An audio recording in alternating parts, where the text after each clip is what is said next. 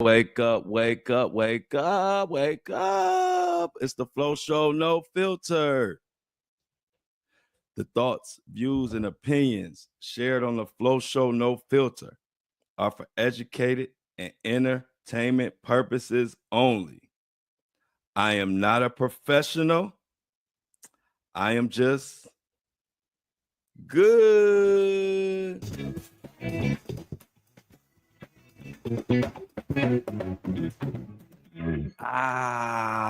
What is going on? Today is Taco Tuesday. Happy Taco Day to everybody out there. Wishing it and hoping and wishing you get some good tacos today. Got a mix of everything today in the show. We got a little Kanye, some more sad Justin Bieber news. Tony Busby is in hot water still. Diddy kind of quiet today. And then, my main man, Luigi. We got to talk about him. We finally got some updates. And then Luigi Mangione on a trial. We're going to go into that. Yeah, so today is like a little mix. And it reminds me of a dish that my mom used to make. And it was called, and I'm sure y'all heard of it, shrimp gumbo. It was like a special thing when I was growing up. If my mom was making shrimp gumbo, either two things. She had some shrimp left, and we was low on groceries, so she just mixed up a whole bunch of stuff and put it in there, and it was shrimp gumbo. Or she was just in a good mood, and she made us some shrimp gumbo. So every now and then when I come home and she say shrimp, I got some shrimp gumbo in there, I would go crazy. And shrimp gumbo was just a mix of, shrimp is the star of the dish. It's kind of like Beyonce or like Michael Jackson and Jackson 5. It's like shrimp. Shrimp is like Beyonce of that dish, or like the Michael Jackson of the Jackson 5. And then the rest of the stuff is just a bunch of mix of all kind of stuff. I don't even know what else is in shrimp gumbo. I just know it's like some vegetables and some whatever.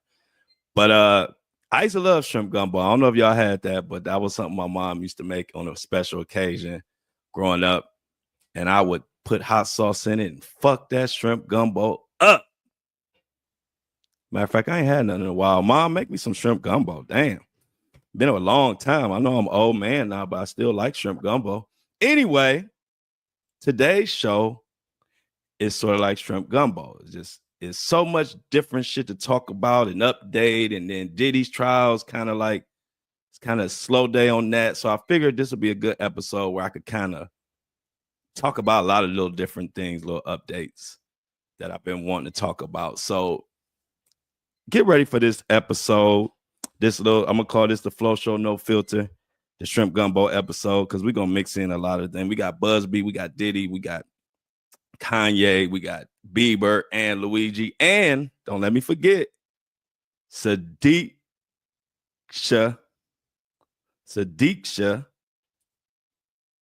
Kanaki.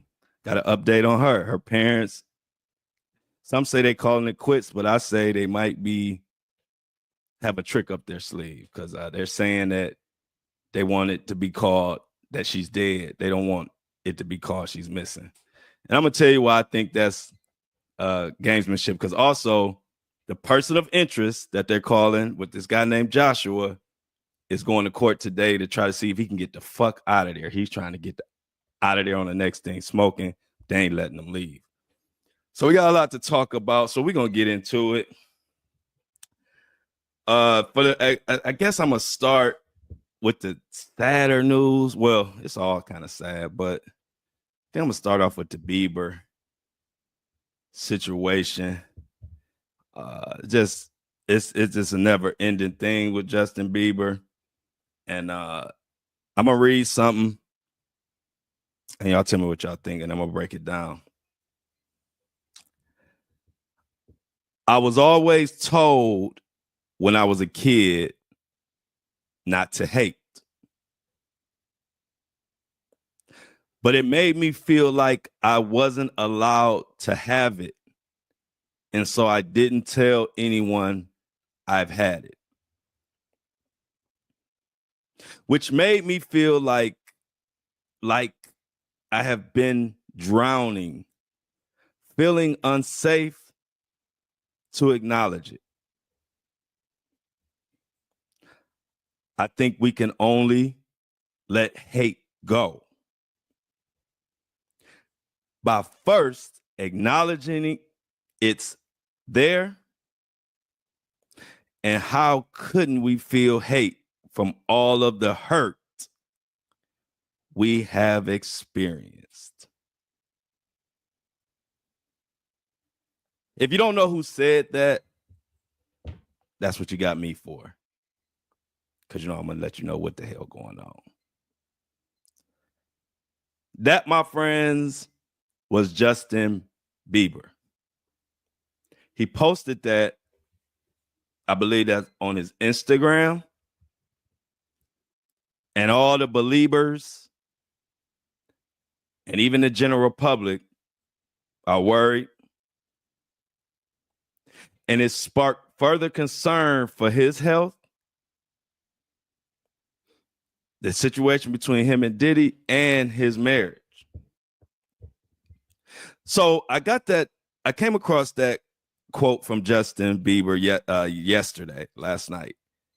And so I said, well, let's see if he expanded on it or if anybody talked about it. And I definitely ran across an interesting article. And this interesting article comes from Radar Online, mostly known for their hip hop coverage, but they cover everything. And from Radar Online, it says Justin Bieber continues public meltdown amid crushing Sean Diddy Combs sex scandal and Haley divorce rumors by admitting he feels like he's drowning in all the hurt. Now, if you've been following this Diddy saga like the rest of the world, like me, like everybody listening and watching this podcast, you know that it has been somewhat of a roller coaster for Justin Bieber. And he's admitted to the pain, but he's been vague about where the pain stems from. I can't blame him. This is a tough situation to be in, to have to go through your probably deepest, darkest, most hurtful moments in front of the whole world, and dealing with a marriage has to be extremely difficult on him. And so the Radar Online article goes on to say the pop star whose behavior has sparked concern has now been revealed that he has been hurting. We all know that. And so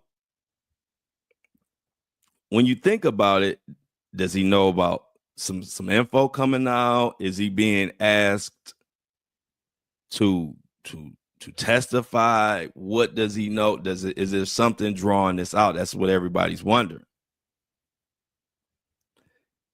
I don't really know. Word on the street, and people are saying Justin and Haley's marriage may be close to being done. The word is they're trying to desperately save it. Who knows how that's going to turn out? But it just goes to show you when situations like this arise, and we tend to just look at the celebrities involved, but we don't really realize how many celebrities, not just celebrities, but how many people, celebrities or normal, are affected by actions allegedly of a person like a Diddy. It's kind of like if y'all saw the movie The Butterfly Effect back in the day. That was one of my favorite movies. And the butterfly effect is, one choice this way or that way can have implications on all type of different turnouts. Had you did this might have happened. Maybe Justin Bieber never was famous. Maybe none of this, maybe he would have never went through any of this. Or maybe if he never met the diddler, many things I imagine go through his mind of how it could have possibly been a different outlook. And when he says he had hate in him, he could have been speaking on his hatred for Diddy himself, for the industry, for people who sat around and didn't do anything. And then if I'm gonna dive deep into his quote, it seems like he's speaking on the fact that he was given everything. And when you're given everything, you feel indebted. You feel indebted to so many people.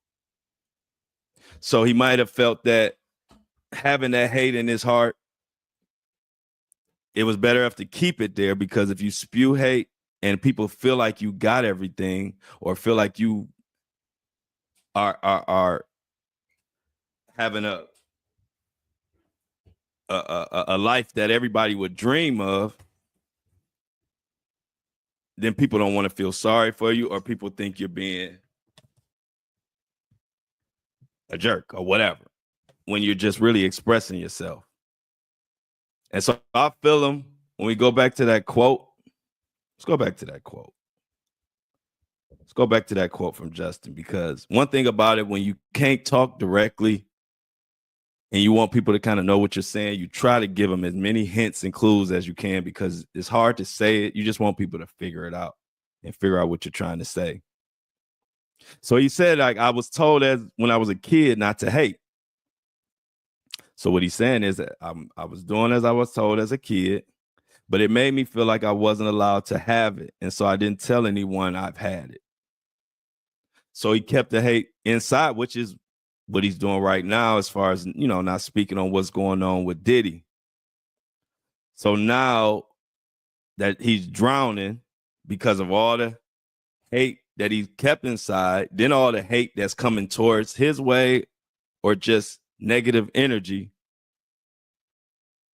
at this point, I'm sure he feels overwhelmed. And without getting too deep into it, I'm really, really anxious to see what and who they're going to be calling in this trial. Like, who are they going to be asking to testify?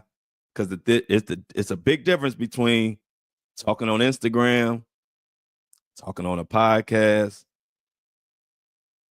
talking to your girlfriend, boyfriend, whatever. It's a big difference between that type of talk and then talking when you got to get on the stand and you got to put your right hand on that Bible. And you got to tell the truth, the whole truth, and nothing but the truth, so help you God. And just think about it. If you Bieber, or anybody like Bieber that's in this situation, you don't know if you could be called or will be called, or if he does know he's going to be called. Now he's sitting down waiting and not knowing, like, oh, shoot. Because y'all know a lot of the witnesses, a lot of the victims potentially have been wanting to be nameless. So it's like this. Justin Bieber could be going through a lot different emotions, because when he get on that stand, he gonna have to tell whatever he knows or whatever they ask, or he could be in trouble. So he can't get up there lying. So I just imagine, with the whole world watching, with some of the things I can imagine that he's been through, I know he's dreading that. So if you're a Justin Bieber fan, go check out check his page out, check the quotes out. If you want to offer some good words, go ahead and do so. But I just couldn't see a cryptic post like that by somebody, like Justin Bieber, who is caught up in this mess to what degree we don't actually know. But I couldn't do this I couldn't wake up today and do this podcast and not amplify his message. I mean, he got a 50 million followers anyway, so as if he need me to amplify it, but I got to amplify it to my community and my listeners. And check out Justin Bieber. This is probably one of the most cryptic posts he's had even since all of this. So prayers to him and his family. And like I said, I'm ready to just get to the trial and kind of get this Diddy thing going and getting it behind all of us. I'm sure Diddy want to get it behind him. No Diddy, but I'll be paying attention. And you guys will be. Also, let me get past the Bieber. The update, Kanye West is still arguing. We're gonna get to Luigi and Busby in a second. I'm just get these out the way. Yeah, they arguing. Kanye arguing with Kim still about the his daughter being on the Diddy song, and it's getting out of hand. And now it's to the point where Kanye has pretty much formed an alliance with Diddy, which is his right. I have no thoughts on what somebody chooses to do with their time or their energy, but I don't think that's going to be a smart move for Kanye. There was a talk that him and Diddy had. It's on that song, and Diddy was basically saying to Kanye, tell him to be careful because they are out to get us, meaning, I guess, successful black men. Is that what he was saying? It was kind of like in code, but from the way it was said, that's what I'm thinking he meant. And Kanye, like I said yesterday, he told Kanye that Kanye was literally the only celebrity who reached out to his children. I thought that was telling because although he was trying to give Kanye West his flowers, he just let me know something up. You got to be guilty. And I'm talking about not just in my eyes or the public eyes, but a lot of these celebrities are privy to more information than us because they up there in the loop of some of this crazy mess. And the fact that not one celebrity has reached out to Diddy's kids, according to Diddy, that speaks volumes. That speaks volumes. If they thought you would get, if these celebrities thought that you were getting railroaded, Diddy, and thought it was only because you were a black man and you didn't do nothing wrong, you mean to tell me not one celebrity would reach out? To me, that doesn't do anything but point more to guilt. See, while he giving Kanye his flowers, he don't even understand it. It's somebody like me looking at that statement like, whoa, so you're saying no, not one celebrity reached out to your children out of all those people that you were running around with and all y'all, peas in a pod. So why hasn't not one celebrity reached out to your children? Could it be that they know some shit we don't know? For a fact, where most of us are speculating, some of them celebrities know firsthand what the diddler has been doing and been capable of doing. So for Kanye to be aligning himself with that Diddy energy, I think, and I don't even want to say it because I don't want it to happen, but I think a Kanye crash out is soon to come. And I don't wish that. I like Kanye. Y'all know that. But I got to call a spade a spade. When Kanye doing dumb shit, I got to call it out. And I'm out on Kanye.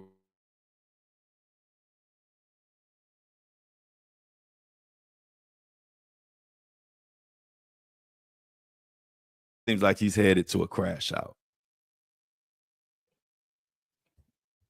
Everybody should be prepared. And like I said, I'm hoping I'm wrong. This is one of those cases and instance. I hope I'm wrong. I don't want to see Kanye crash out. I just want to see him get back to being the old Kanye, the talented Kanye who won us over with his talent, not by just trying to say the worst shit he can think of to say just for attention. It's really sad. If you are a true Kanye West fan from back in the day, from the college dropout days, it's sad. And so, like, I'm not wishing that on Kanye or anything. I hope he bounces back and gets back on his real Kanye stuff, because this new Kanye that's just saying the most craziest shit that you can think of, it's sad. It's really sad. So I don't know if any of Kanye West fans out there agree with me or feel the same way, but that's how I feel. So now we done got the first part of the gumbo. We preparing. I'm cooking today. This the only version of cooking that you're gonna see Flo doing. So we got the other ingredients out the way in the gumbo. So now let's get to the meat of the gumbo. And in the meat, we talking about Busby. We talking about Luigi. And we talking about Sadiqsha Kanaki. Tony Busby, this breaking news is so breaking that ain't even an article yet. This just happened late last night. Tony Busby, I'ma just say it. I don't care how you slice it and dice it. As of right now, today, Tuesday, what is the date? March 18th, Tuesday. The biggest mistake Tony Busby made was attacking Jay-Z, and with an ill-prepared lawsuit. This ain't about guilt or innocence. I'm not even, this is not what I'm speaking on. I'm just speaking on Tony Busby was on a roll. He was dropping lawsuit after lawsuit. He was the man. Everybody was Tony Busby's press conferences, everything. You couldn't touch him. Like I told you, he had just cooked our quarterback. You know, I'm a big Browns fan. Tony Busby just went through our quarterback with like hot knife through a butter. Our quarterback, after dealing with all those lawsuits with Tony Busby, he was a franchise quarterback. Now we paying him to just get the fuck away from us. And I'm talking about Deshaun Watson. So I watch Busby do his thing. He ain't doing his thing right now. And the crazy part that shows that was a mistake messing with Jay-Z in this particular lawsuit. The thing is, even if you come at Jay-Z, Busby, you should have came with an airtight lawsuit. Because as you can see, Jay-Z, he's a little smarter than Diddy. And now Tony Busby has had to withdraw. This is the breaking news. He had to withdraw from another Diddy case out of New York because he wasn't, what do they call it? He wasn't admitted to practice in the Southern District Court of New York. This just filed last night. But the crazy part about this motion, y'all, it ain't over with. The judge told Tony Busby. Now, let me back it up.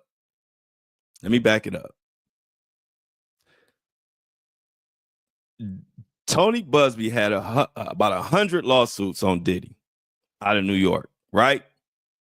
Week after week, month after month.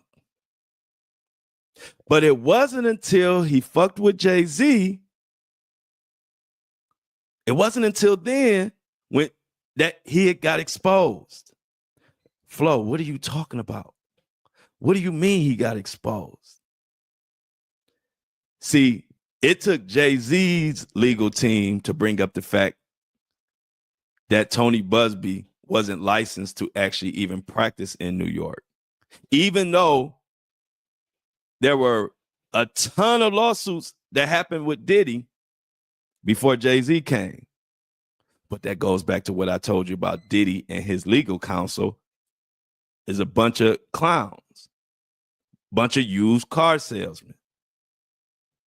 They pull up on you at the dealership with a car that you can hear loud as hell, muffler rattling, check engine light on. And that's that used car salesman will have an excuse for everything going on.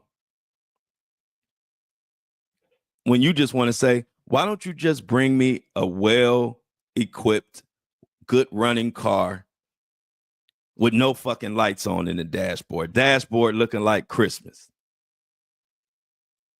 It's June. Dashboard looking like Christmas. Every light on the dashboard. But this used car salesman is telling you that it runs like a dream. When it's actually running like a nightmare.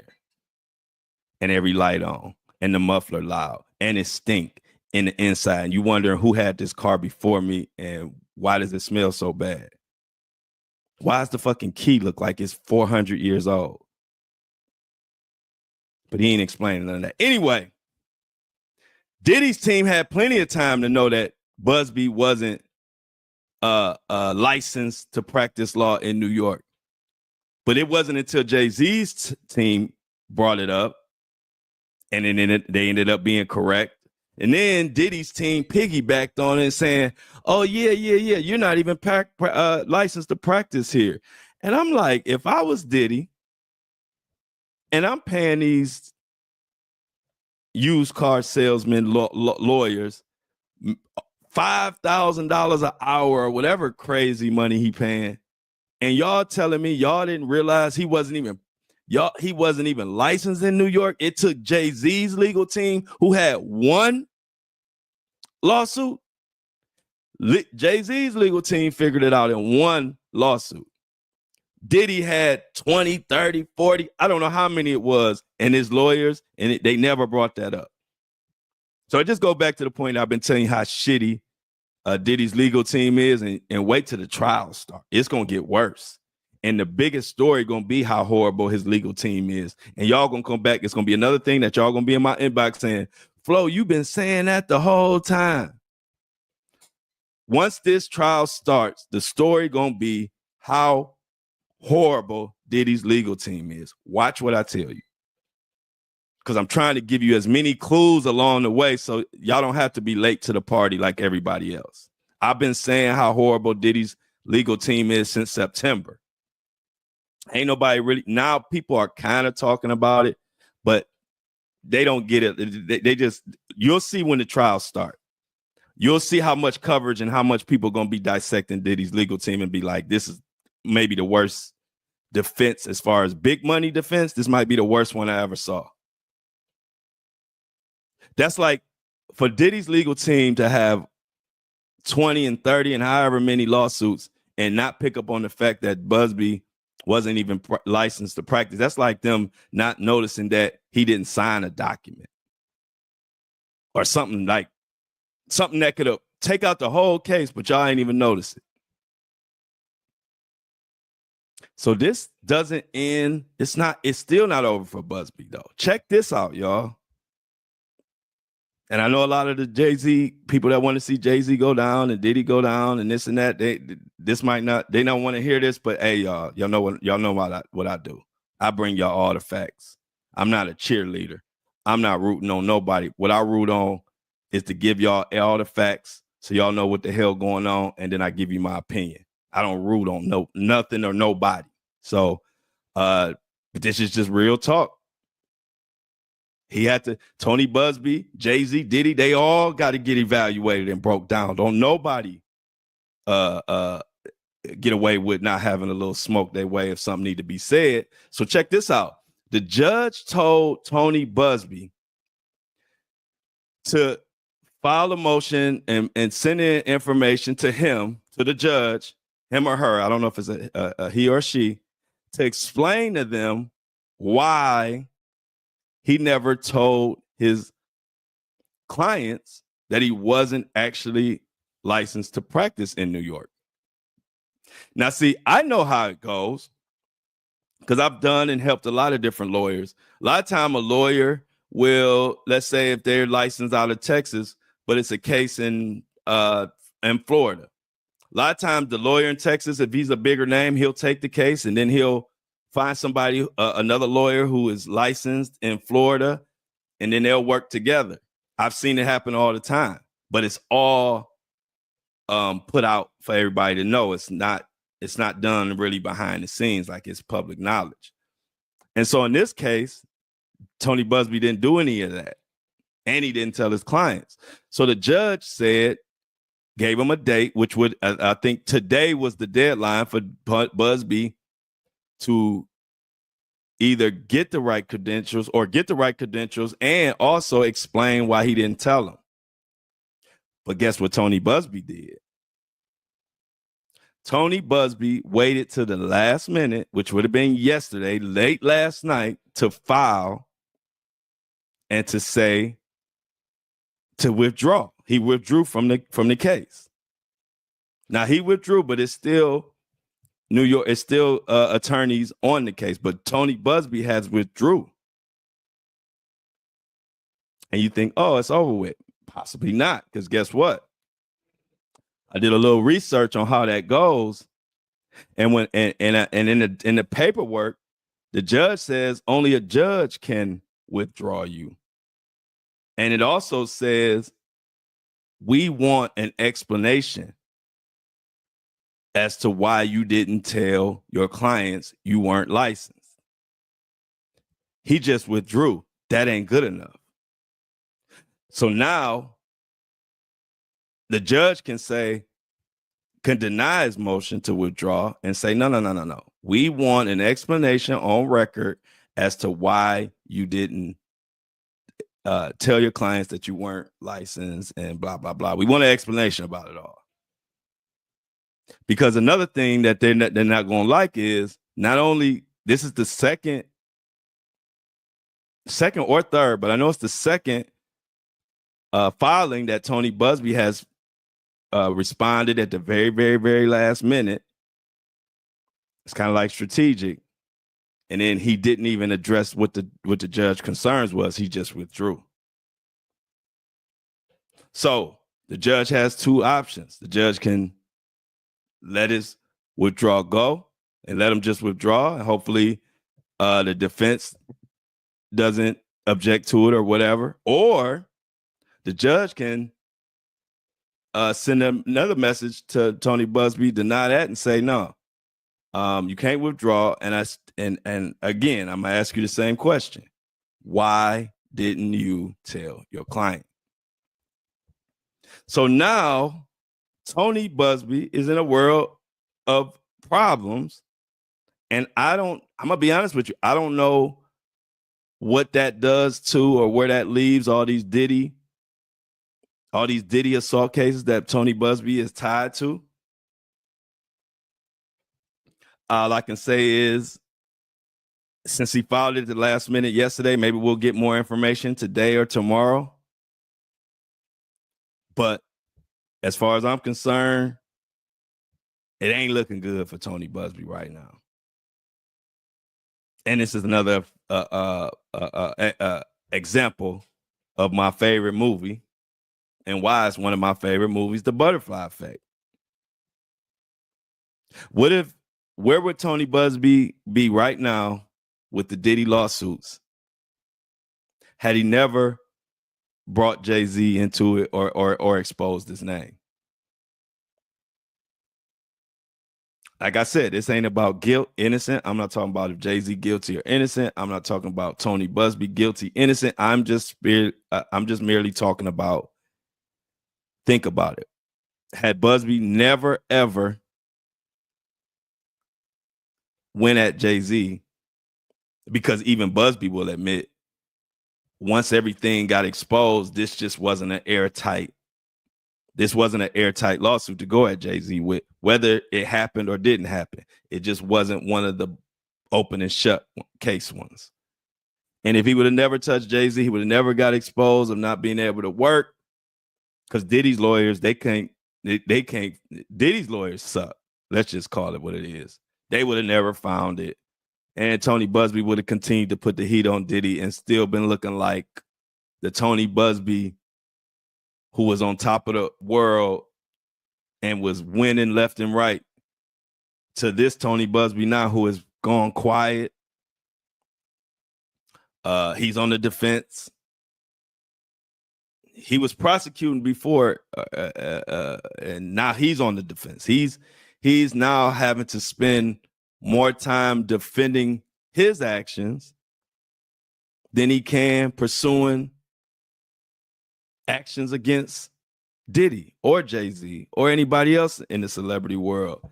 And y'all know me, I'm not against Tony Busby. I'm not against any of these people personally. This is a business, and I got to critique what they're doing just like people critique what I'm doing. I don't care who you are. You're not beyond being critiqued. And in this situation, it's not looking good for Tony Busby, and I'm sure he is wishing he would have did things a little differently. He didn't even have to bother Jay-Z on this particular lawsuit. I'm not saying there could be many things Jay-Z has done. I don't know. I wasn't there. I know a lot more about Diddy than I do of Jay-Z. So I don't know. I haven't been in Jay-Z's circle. I've been in Diddy's circle. So I don't really know what Jay-Z has done and hasn't done. But I know that now that we see how this turned out, it just wasn't smart. So we'll continue to pay attention to this Tony Busby and his Jay-Z situation.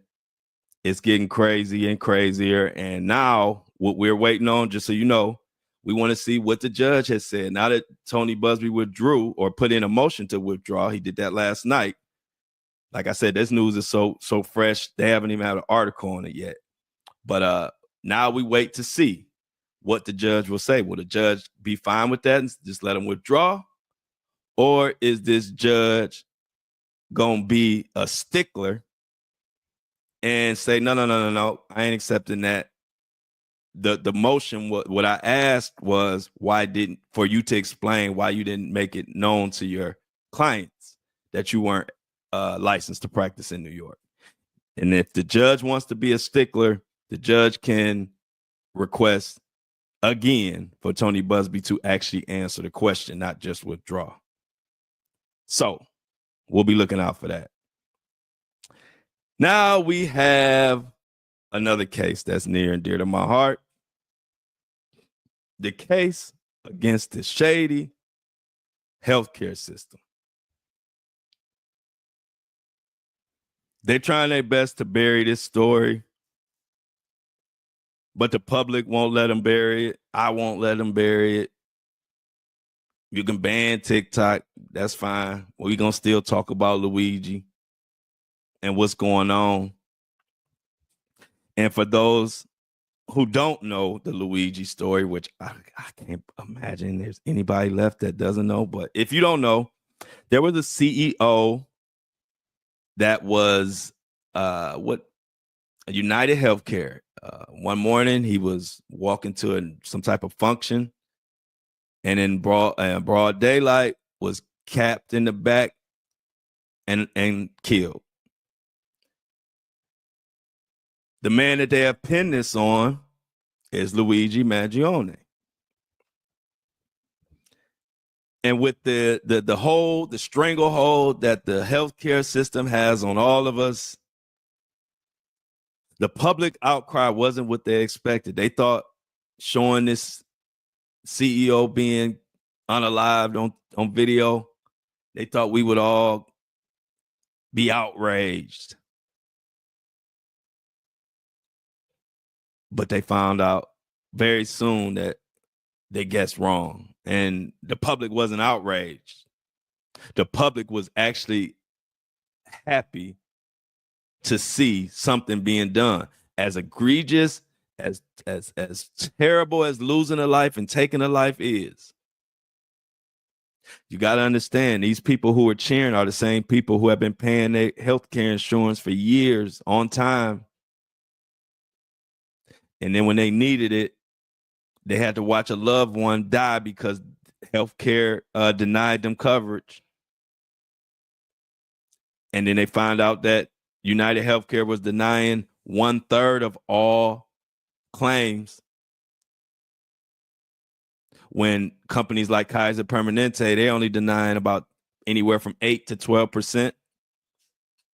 You got this company that's 34%, and they were trying to get more aggressive on denying it. That's the part of the story I think that got me banned on TikTok, because I was exposing stuff that the media was keeping tucked. And they were implementing an AI system. It's like they were saying, we denying 34%, but I think we can get that number higher. I think we could deny more like 45%. Do you know if we could deny another 10%, that's another 100 billion for us? I'm just estimating and throwing out numbers. Those aren't the real numbers right there. But that you get my point. This is how they were talking. Next thing they know, Brian Thompson, the CEO of United Healthcare, bop, bop, bop. And everybody is like, yeah, we want this system fixed. So I say all that to say the government, the powers that be, they want to use this as a way to make an example out of Luigi. Whether he did it or not, they want to make an example that we are going to continue to screw you guys over with healthcare. And that's just what we're going to do. And the public ain't going for it. And I'm with y'all. So I'm going to continue to talk about it. So let's see what else shady shit they got going on. So this from the Daily Beast. You got to go to like all the independent publications to get some information on Luigi, or some good information. ABC and CNN, they gonna give you fluff stuff or nothing at all. So this from the Daily Beast. It says, Luigi Mangione claims cops used dirty tricks during McDonald's arrest. Can I give y'all a spoiler alert before we get into this article? I had heard this before this article came out, but it wasn't confirmed, that they tricked Luigi and offered him a snack or some food, and that's how they got his DNA. So before I go into this article, I wonder, is that what this article is talking about? We shall see. Let's dive into it. So this is from the Daily Beast, like I told you. Okay, it goes on to say, cops pulled a number of dirty tricks on Luigi during their first encounter with him at a McDonald's in Pennsylvania. And later, at a local police station, the 26-year-old's lawyer claimed in a new court filing this week. Supposed illegal tactics, including tricking him into accepting a snack. So this is what they're talking about. Accepting a snack to obtain his DNA and seizing his bag at a McDonald's in Altoona, Pennsylvania, as a pretext to rummage through his belongings. So I ain't surprised. Cops do shady shit all the time. Been a victim of shady cops. Have cousins, have friends that have been a victim of shady cops. So the way my jaw didn't hit the floor when I read that, y'all, my jaw stayed right up here where it's at. Jaw didn't go down, but eyes didn't get big. They stayed squinted like they always are. Nothing to see here. Shady cops doing what shady cops do. So let's go on. The actions violated protections afforded to Luigi under the 4th and 14th Amendments. Lawyers Thomas Dickey alleged in the documents. So y'all know what he's accused of. I don't have to go into that. He's accused of the story I just told you about. So I'm going to skip that part of the article. So Dickey's claimed cops formed a human law enforcement wall at the Altoona McDonald's where Luigi was spotted, questioned, and eventually arrested. Though they did not have a legal basis to seize his belongings, a backpack, plastic bag, and other items. So what we're looking at right here is an alleged illegal search and seize. It's what this article is claiming. It's what Luigi's attorney is claiming. Prior to this stop, this arrest, this detention, detained him and everything, Officers, APD officers, had no articulable facts and observed no criminal conduct on the part of the defendant, nor any other evidence indicating that any criminal activity was afoot. Accordingly, APD lacked reasonable suspicion to engage in this activity. At no time did the defendant exhibit any threatening gesture or show of force. These actions by APD were in violation of the protections afforded to the defendant under the 4th Amendment and the 14th Amendment to the United States Constitution under Article 1, Section 8 of the Pennsylvania Constitution. Other than the anonymous 911 call, the APD had no independent corroborating evidence that the defendant was in fact the suspect from the New York shooting. In the 36-page document, Dickey writes, any purported identification of the defendant as the person wanted in New York was purely speculative and based on a hunch, and describes actions by APD officers and other law enforcement personnel as coercive. So they are questioning the whole arrest and all of that evidence that was collected, like a book bag, like that backpack. Dickey said the discovery of numerous items was illegal and should be removed from the case, including a computer chip, a clip containing bullets, which was wrapped up in some undergarment, 9mm handgun with printed lower receiver, mechanized upper receiver, suspected 3D printed suppressor, and a red notebook. Multiple handwritten notes were also seized. The Altoona Police Department illegally seized a notebook, which allegedly contained numerous personal writings covering a plethora of personal experiences of the defendant.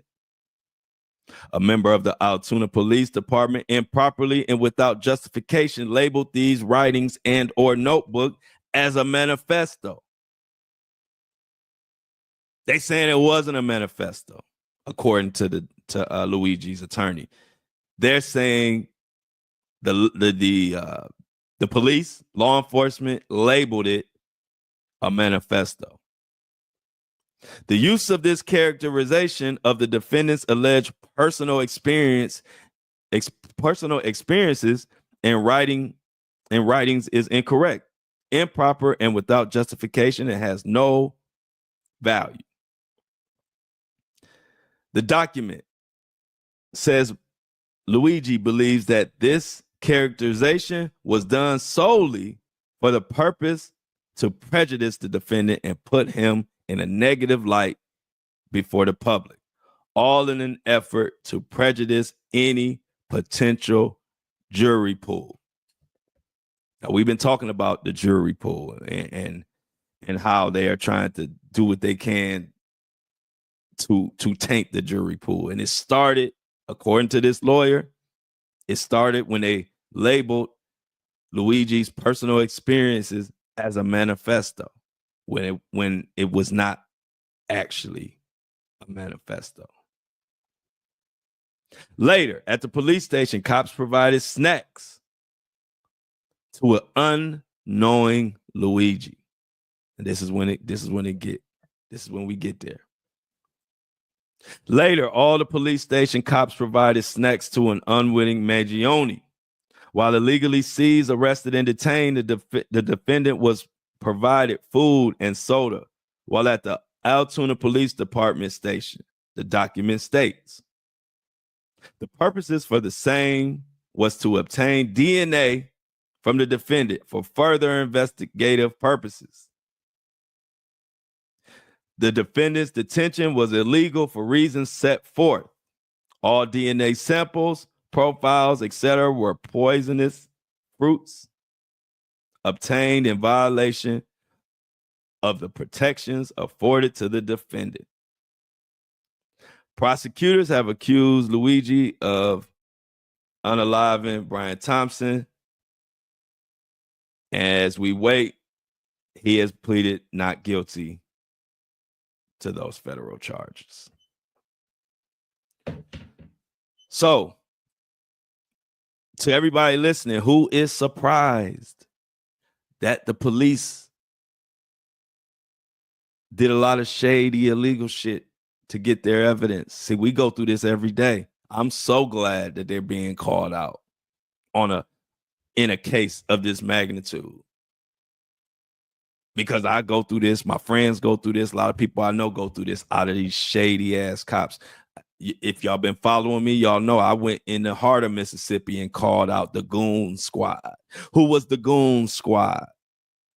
The Goon Squad was a bunch of cops that was waterboarding, sexually assaulting, unaliving, doing all type of stuff to people out there in Jackson, Mississippi, in Rankin County.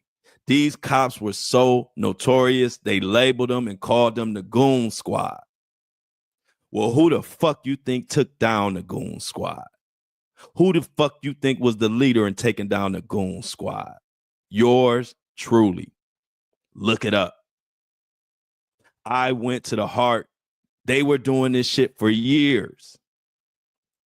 These Mississippi cops were doing this shit for years.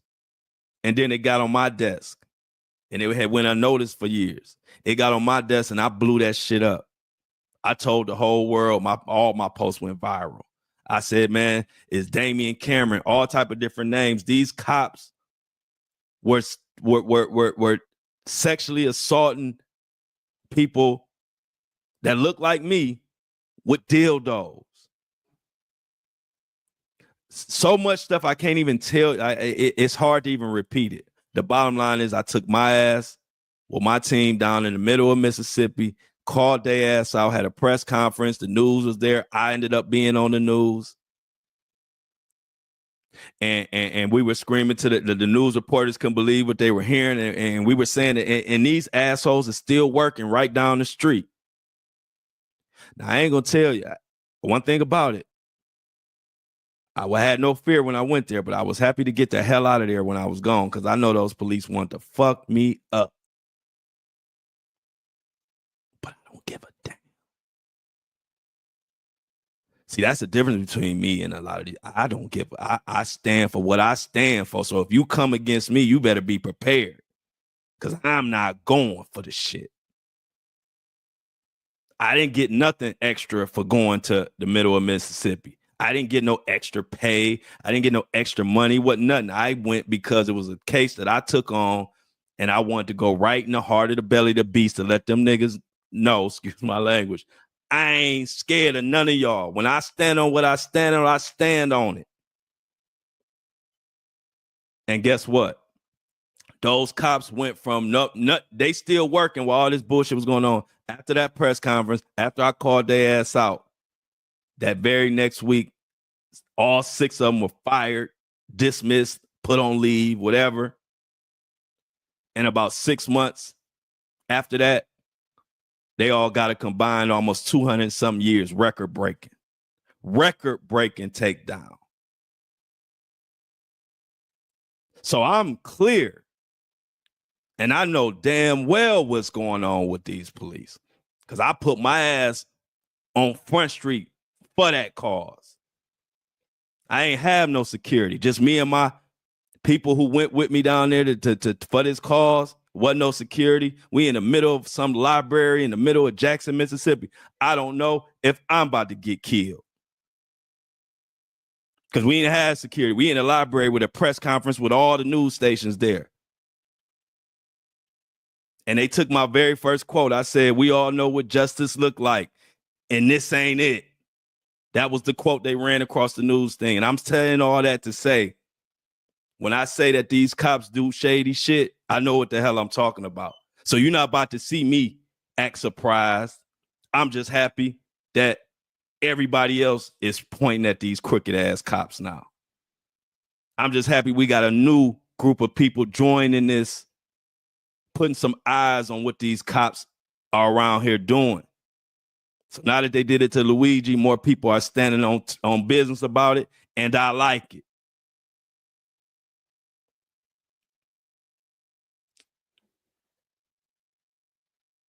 And speaking of I don't like it, and I like it, let me calm down because y'all know I get turned up when I start talking about these shady bastards.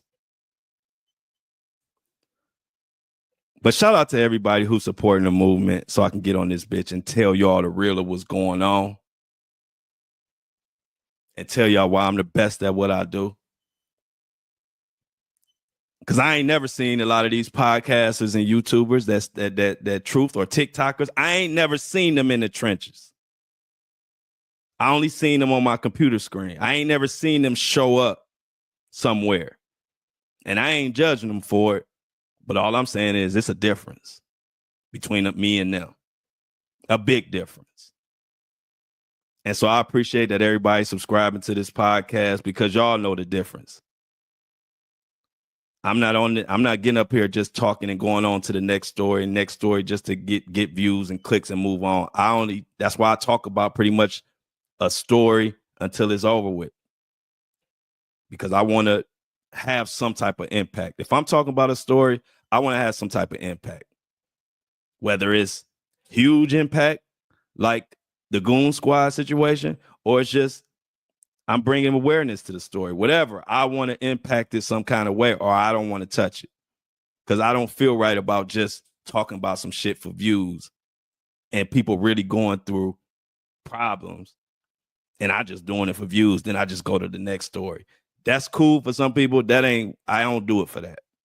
So let me shout out the shoppers of the day. We got some shoppers on that came to andidon'tLikeIt.com. They got them some hoodies. They got them some And I Don't Like It t-shirts. They got them some Flow Show No Filter coffee mugs. They just been showing out. So let me shout those people out. Y'all know I shout out the subscribers. Whoever subscribe, if you subscribe, you're gonna get a shout out. If you purchase something out the merch website to keep truth alive, I'm gonna shout you out because I appreciate it.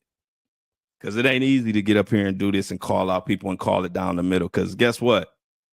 When I'm talking about how Jay-Z and them is losing, then that side happy with me, but the other side mad. But then when I come back and I say that, hey, Busby done fucked up and this judge is on his ass, then now the Busby people mad at me.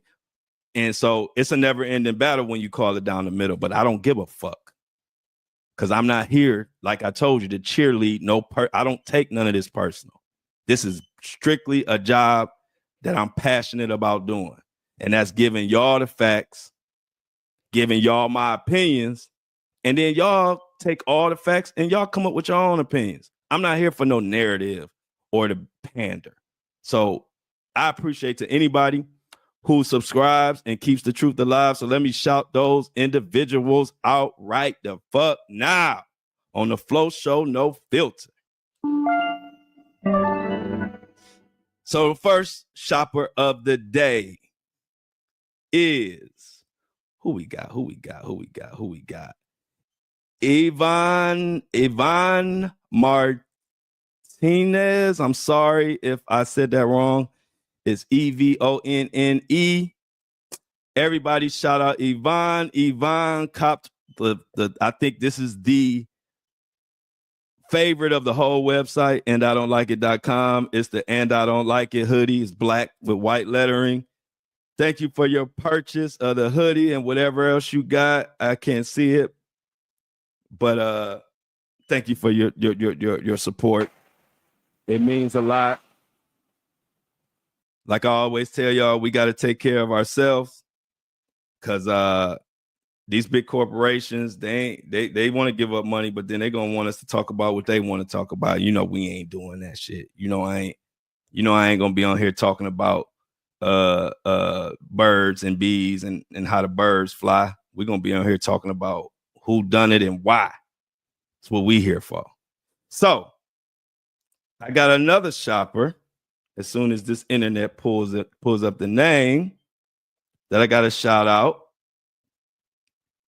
for coming to the And I Don't Like It website, the merch store, and supporting. As a matter of fact, here we go. Laura, I can get this name, Laura Clifford. Laura Clifford, what did you cop? from the And I Don't Like It store. From the And I Don't Like It. She got an And I Don't Like It t-shirt. Another hot item. White t-shirt, black letters saying And I Don't Like It. And remember I told you, And I Don't Like It is a movement. You want to represent? It's so much shit we don't like that's going on right now. Just throw on your And I Don't Like It t-shirt, and when somebody asks you about it, let their ass have it. That's your intro. You asked for it. Now I get to tell you what I don't like. So use my shirt as a way to vent. Cause somebody gonna ask you when they see your shirt, they're gonna say, "And I don't like it." What do you mean? Then you can just tell them all the shit. I don't like the grocery prices. I don't like the healthcare. I don't like this. I don't like that. I don't like DEI gone. I don't like motherfuckers is getting away with murder. It's a lot to fill in. So I appreciate Laura for the t-shirt and also Avon for the purchase.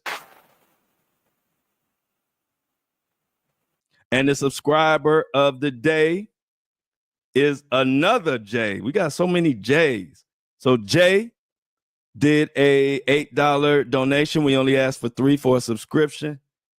But anytime somebody go above and beyond, you know, we got to shout them out. So Jay, I got about 20 J's in my subscriptions, but I love all the J's. So Jay, thank you for subscribing. If you want to subscribe for exclusive content and to just to support the podcast, the link is in the notes. It's called buzzsprout.com. Everybody shout out Jay and all J's. Y'all, you know which Jay this is. If you didn't just subscribe, Jay, this ain't the Jay we talking. We talking about the Jay that just subscribed yesterday. So shout out everybody, Jay, Evan, all of them.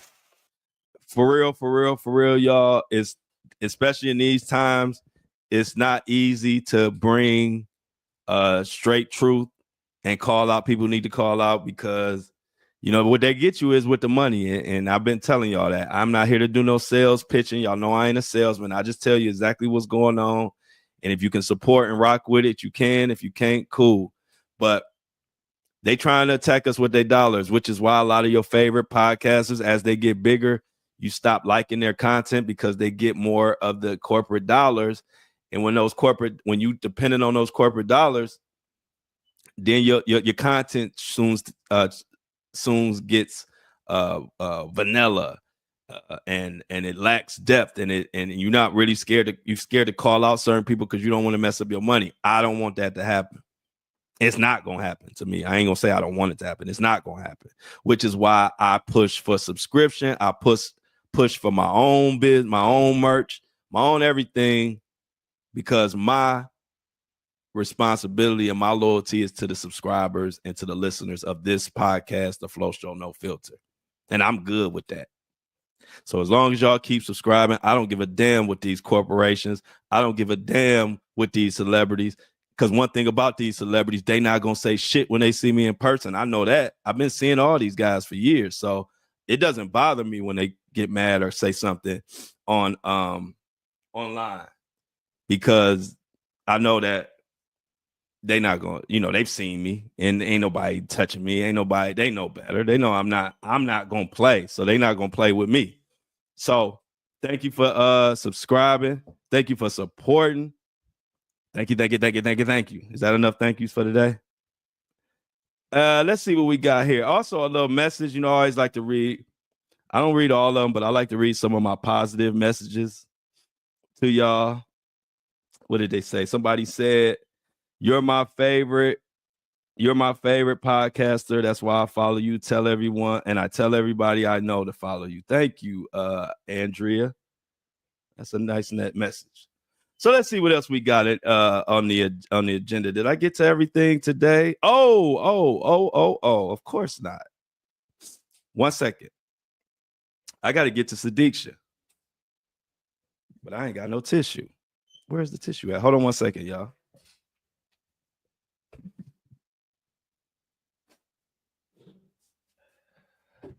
All right. Sadiqsha. If you don't know who Sadiqsha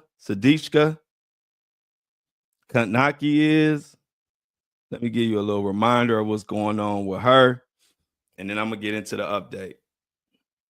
Story tonight is one we continue to follow out of the Dominican Republic. A St. Cloud State student is still a key witness in the search for 20-year-old Sadiqa Kanaki, who vanished while on spring break. The St. Cloud State student is believed to be the last person with her 10 days ago. Fox 9 So Young Kim joining us in our newsroom now. And So Young, his parents are speaking out through their attorney at this point. Kelsey, Randy, yeah, his family says he's being detained in the Dominican Republic despite his willingness to cooperate. This surveillance video shows what authorities say our 20-year-old University of Pittsburgh student Sadiqa Kanaki and 22-year-old St. Cloud State University student Joshua Reeby in Punta Cana. They can be seen together on camera not too long before she vanished in the early hours on March 6th. Dominican Republic police say Reeby is considered a witness as the search for Kanaki continues, and say this is a missing person investigation, not a criminal case at this time. Now, his parents are speaking out through an attorney saying, quote, despite his full willingness to cooperate, Josh has been detained under irregular conditions and subjected to extensive questioning without the presence of official translators or legal counsel until Wednesday, March 12th. They also say he has remained in his hotel room under police surveillance. According to a police interview transcript obtained by Fox News, Reeby says they met that night, then made their way to the beach. The two were talking in the water when a big wave hit. He struggled to help her ashore. Then at some point, he threw up and passed out. Several hours later, he returned alone to his hotel room. His family also asked everyone to pray that Sadiqa be found and returned home to her family. According to the belief. So now we got a new development on this. Now, we always talk about our children traveling. It's our the college days, went on a college trip with their friends, and the only people that returned were her friends, not Kanaki. So we got an update. If you know, yesterday we had left off that he had been detained. The guy Joshua, who is a person of interest, which if you're a person of interest, but you're not allowed to leave, to me, that's just another fancy name for suspect. They could say that they're not making him a suspect, but if you are detained and you're not able to leave, that's a suspect to me. But you know, it is what it is. Words judged by actions, not by words, not by titles. If you telling me that I can't leave, then I'm a suspect. Don't give me this personal interest. I mean, person of interest shit when you won't let me leave. So he is the person that everybody looking at, and so the parents have just made a declaration, and what they just said is they want their daughter to go ahead and be called dead. They want to just say that she's dead now. They want the security coverage. They don't want to keep playing the loop of her hugged up with this boy, as they call him, and they want him. They want it to be ruled that she's dead. And a lot of people said, are they saying that they don't think he did it, or they're saying that she really drowned, but they didn't say drowned. They just said dead. And if you've been paying attention, they've been saying that the reason why they've been using this word, this phrase, person of interest, is because this isn't a foul play investigation right now. Meaning, this is not. They're not investigating it for foul play, is what they're saying, right? But are they? And that's why they say that's why it's a person of interest, because they're not investigating for foul play. And so now that they have Joshua has a court date today, and they're to determine if he's gonna his lawyer filed for him to be able to leave, saying that he's being detained illegally, and they want a ruling, so they filed some paperwork about that. And today is the court date. And I think the reason why the parents want to go ahead and pronounce their daughter dead is because they want this investigation to go into a murder investigation. And I think they want that to happen before Joshua is granted to leave. Now, I don't know if the court going to rule in his favor. Who knows today? But I know today the court is supposed to rule on whether Josh can leave and go back home right now or if he has to stay. And I'm thinking the parents are playing chess as well. And they like, you know what? We need to get this placed as a murder trial or a murder, it's not trial, I'm sorry, as a murder case or a murder investigation. And I believe that's why they're saying that. More footage comes out that showed Sudiksha and also Joshua throwing up in a restaurant. Well, I'm not gonna say that's what everybody's saying, throwing up. Maybe they were throwing up, but it's like they both peeked their head back and down, and then they came back up. And to me, I could be wrong. I don't know, but they could have been doing something else, because throwing up, I mean, who just throws up literally in the restaurant or like to the side of the restaurant, just throws up and then it just back up normal?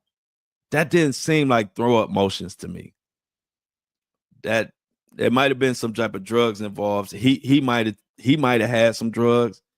He might have did some drugs. I don't know, but it's just I've looked at the footage so many times and I see why people saying throwing up, but to me, he might not have been throwing up. He might have been snorting some cocaine or something, or something like that. Because I just don't see anybody being at a restaurant, being regular, and then dipping their head back down, throwing up, and then just lifting back up and just talking to people and shit. Like I don't know. I could be wrong, but I'm not just going to assume because everybody's saying that he was throwing up in that restaurant or she was throwing up. They might have been doing something else. I don't know. But like we said yesterday, don't add up the time they all went out there at 4 a.m., around 4 a.m. Everybody returned around 5 a.m. except for Kanika and Joshua. And then Joshua shows up with no shirt. Now they saying his shirt might have been in his back pocket. I don't know. But from the surveillance footage, it looks like no shirt and no shoes. And so my thinking is this: where are your shoes and your shirt? Did you go out there and start? You know, my brain works funny. But check this out. Drunk or not, how do you not get your shoes? How do you not? Did he throw up all over his shoes? Because how do you not have it? Well, it makes it seem like you got to searching or getting rid of some stuff or doing something so much on the beach that you lost your bearings of where you really were. And maybe that's what took you so long to come back. And after searching the beach where you're trying to find your stuff, maybe you didn't find it. Then you went walking back. I don't know. But if a young lady goes with you to the beach and then she doesn't return at 4 a.m, she goes with you to the beach at 4 a.m, she doesn't return, but you return at like 9 a.m. with no shirt, no shoes on, with 3 different stories, then that's on you. If you know, I can't blame the public for looking at you because you got 3 different stories. And people say, what? Well, he was drunk. You know, when you're drunk, you forget this and you forget that. Well, when you're drunk and you don't know shit, you just say you don't remember. You don't make up shit. If you were drunk, you say what you remember and you say what you don't remember. You don't have to just make up shit just to make it up. Nobody asked you to do that.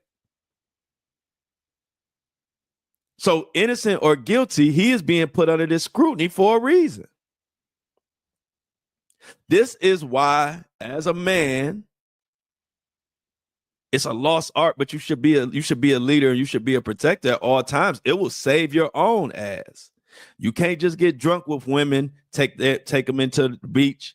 Something happened to her, and hours later, you come walking in with no shirt on, no shoes, ain't tried to contact her, got 3 different stories.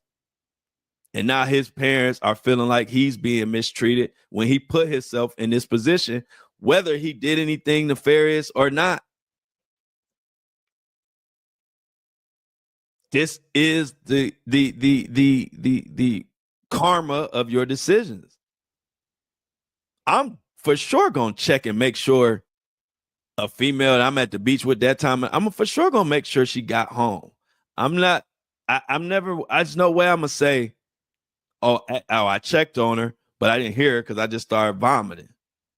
And then that's it. And then you never check with her friends, nothing at all. So that don't make no fucking sense to me. And the gap, I'm still concerned about this gap. And it's funny. I'm not going to say these people watch my or listen to my podcast or watch it or whatever, but everything I was saying yesterday started being regurgitated throughout the day.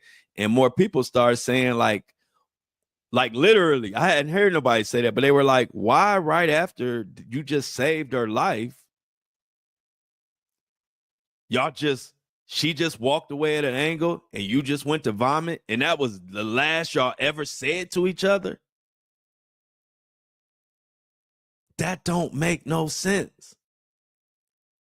And so that gap of when he says, he asked her if she's okay after saving her life, pulling her from the ocean and swimming her, doing his lifeguard and being a lifeguard, all that shit he said. And he finally poured after swallowing seawater. And he said he was trying to make sure she breathed and all of this. Then you get her to half knee deep water. She don't get out the water. She just walks at an angle, still in this dangerous ass water that just almost took y'all life. She's walking at an angle, and then you ask her, is she okay? And then she said, you don't hear anything. And then you just vomit. And that's the story ends right there. And we supposed to be good with that?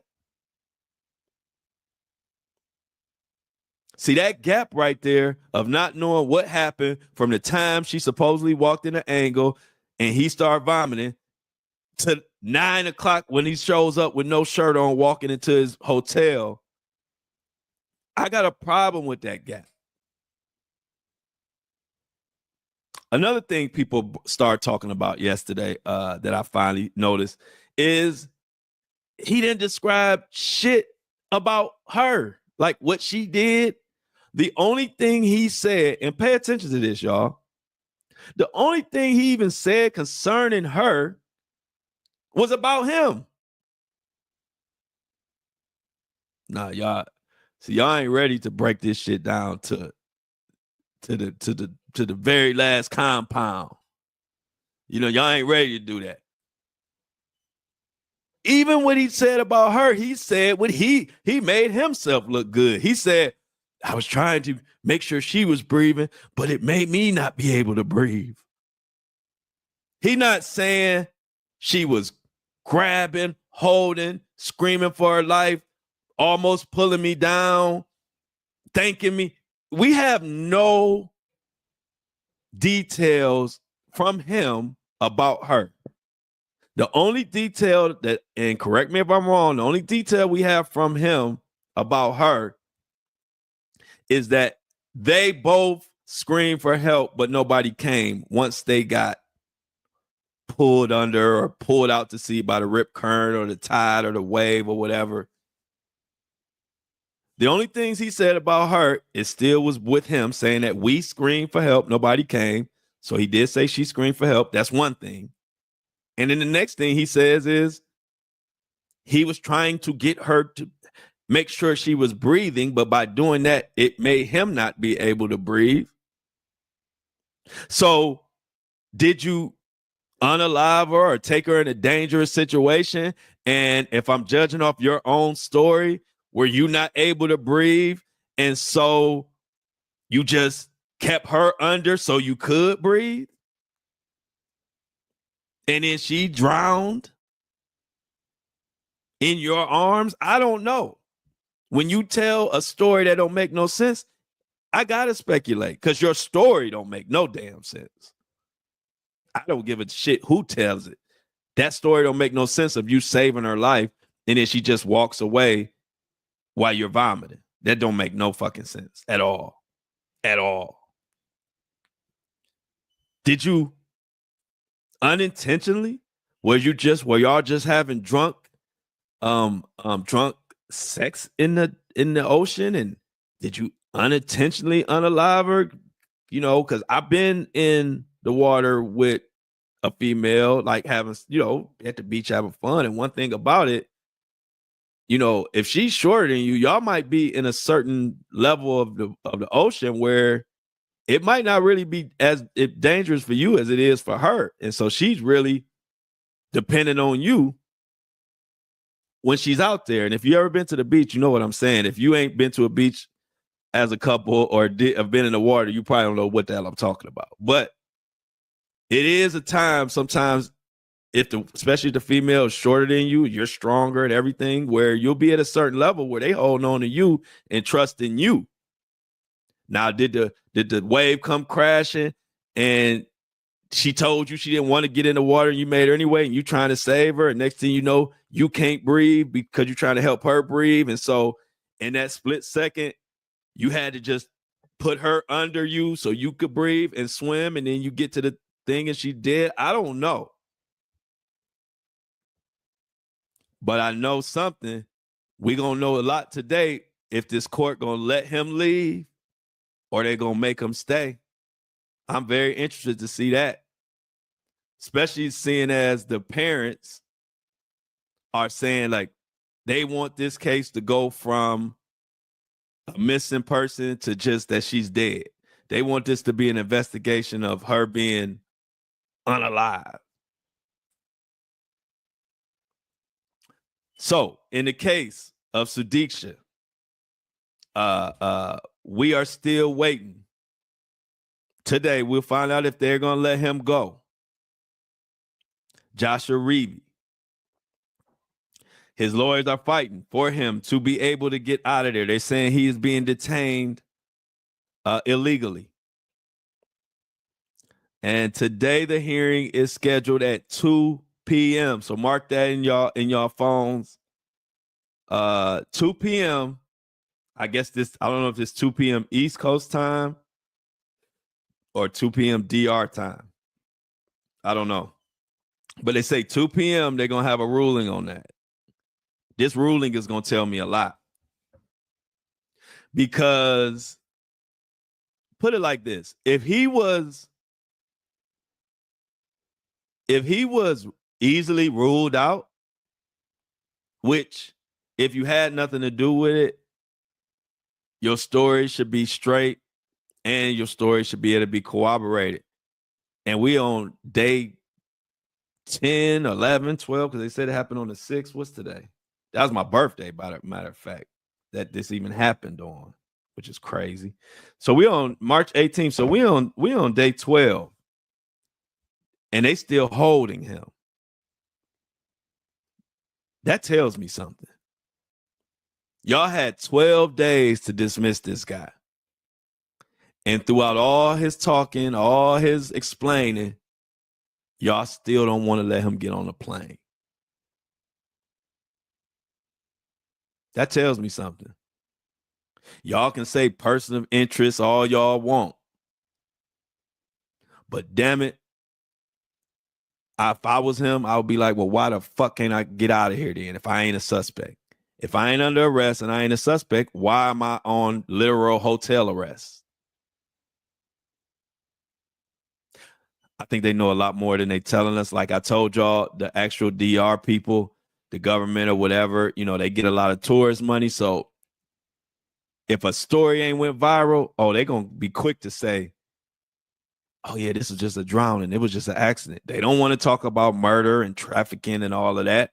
because that's going to kill their tourism dollars.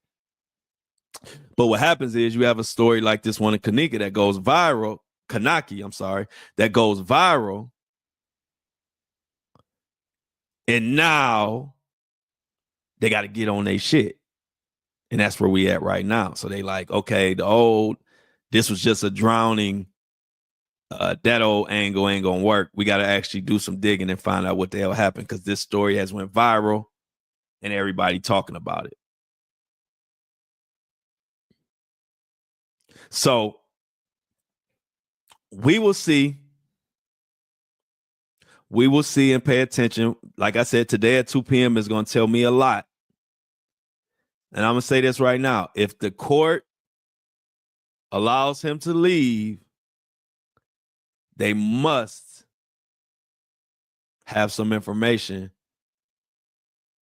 that says he's no way that he's involved. But if this court don't let him leave today,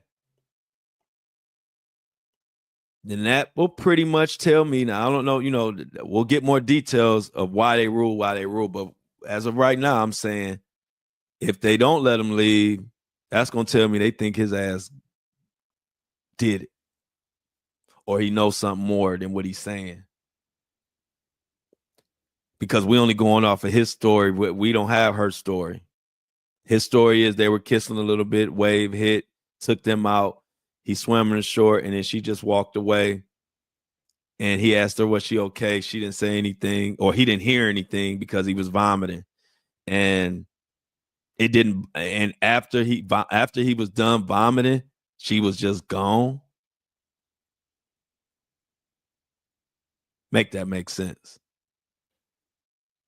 Prayers to the family as always. Something ain't right. Something ain't right. Wrestler, in shape, lifeguard. And another thing, y'all know how the old term that sobered me up. Well, if you get swept away, okay, you could be drunk, right? But if you get swept away by a rip current and have to swim tirelessly all the way back to shore while holding somebody else, your ass ain't drunk no more. Your ass been sobered up.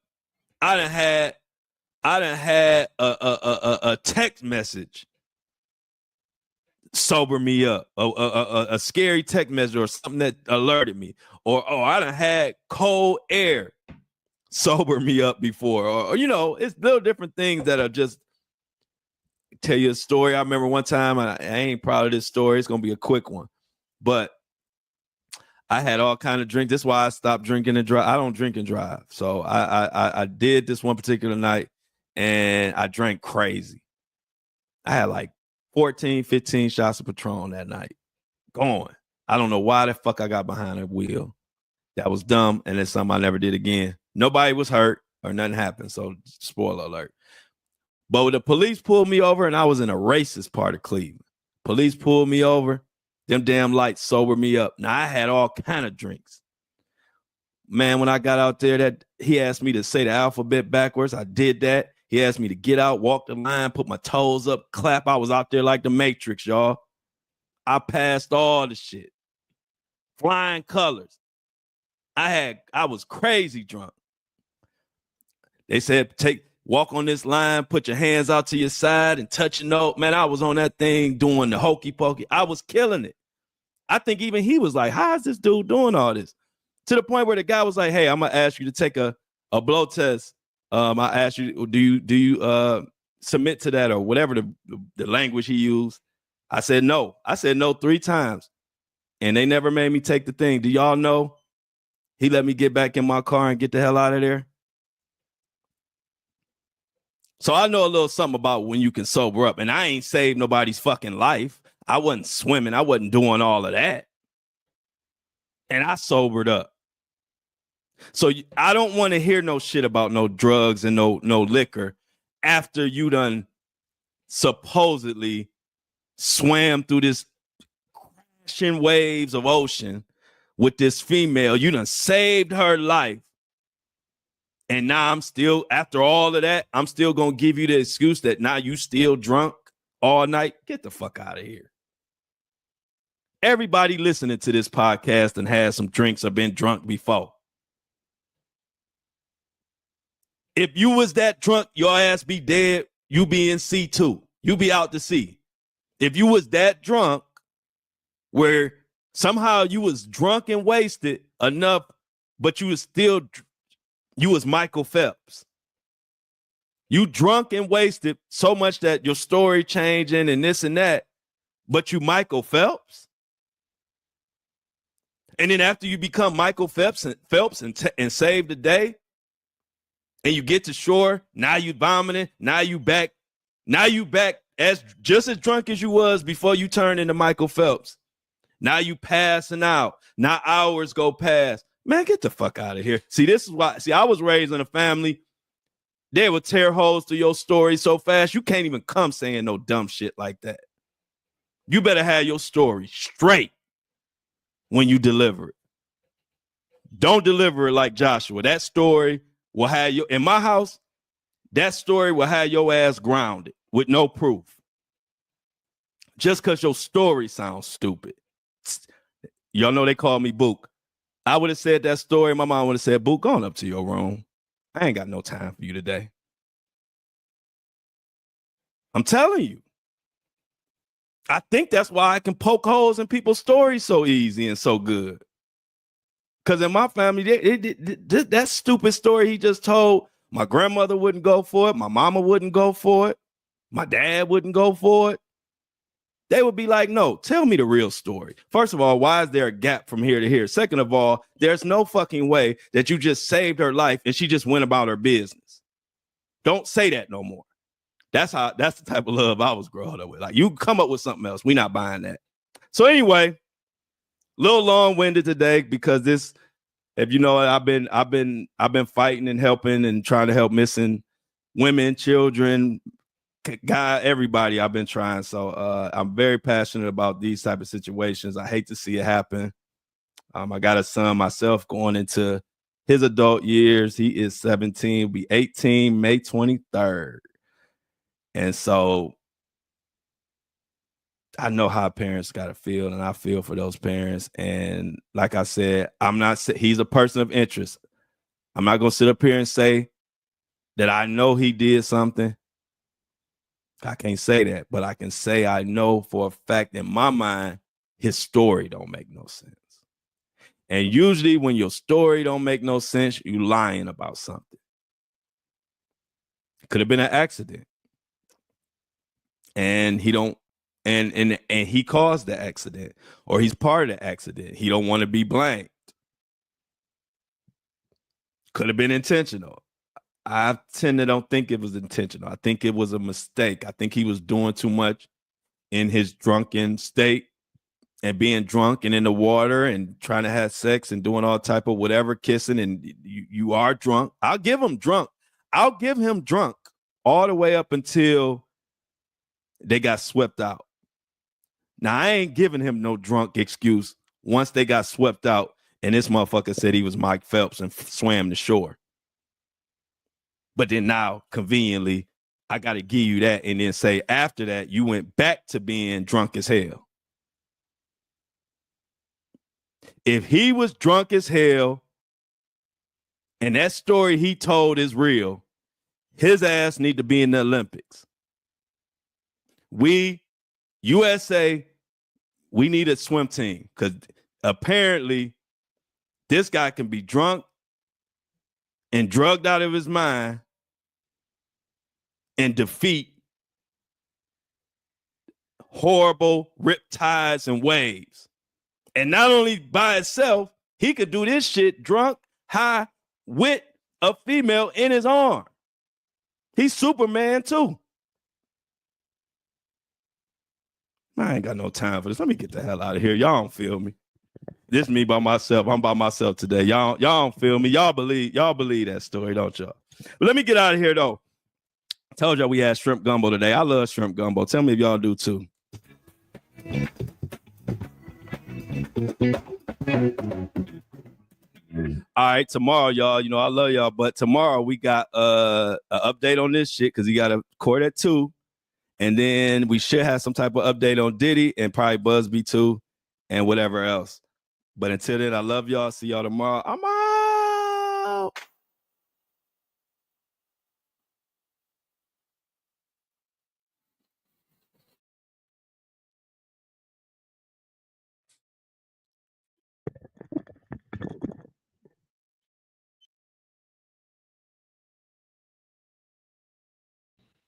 And just like that, another one is in the books. Then stop playing with me. Love me some shrimp gumbo. Love me some shrimp gumbo.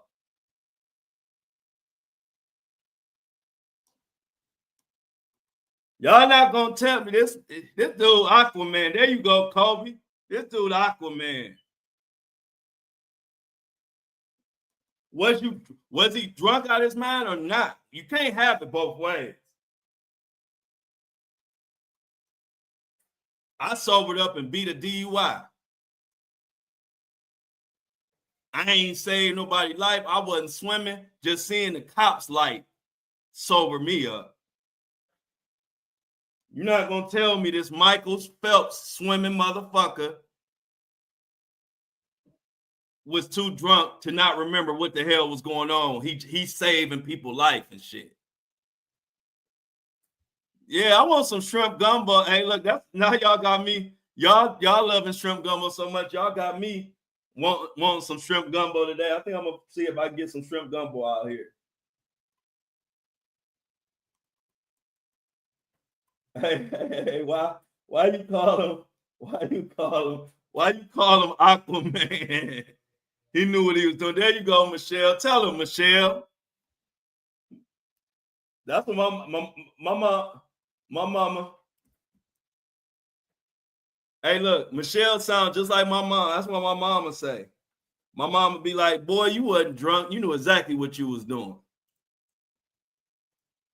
Told you, man, my parents, that's why one thing I love about my parents, they don't play though. They not giving you they not cutting you no slack. They not cutting you no slack. I told you I told you when I was young, I was a kid, and I was hiding my car from the repo man. I was up in college hiding my car from the repo man because I was waiting on my college money to come. My dad told the repo man where the fucking car was. Repo man called my dad, his ass told him.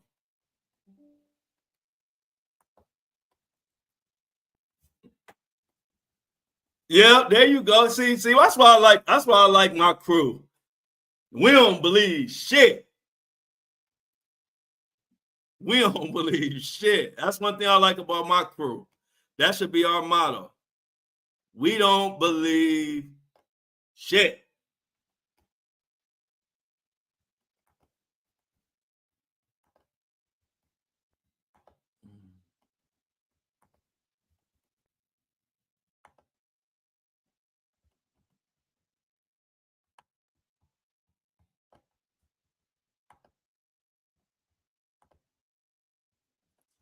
All right, we got Apple and Spotify loading.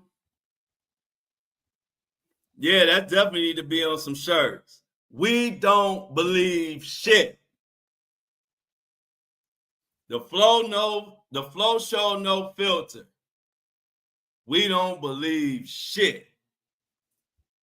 That's gonna be our motto.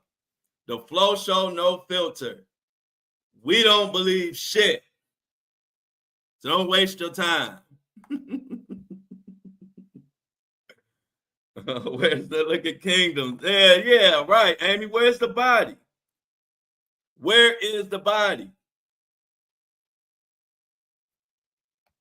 Where's the body?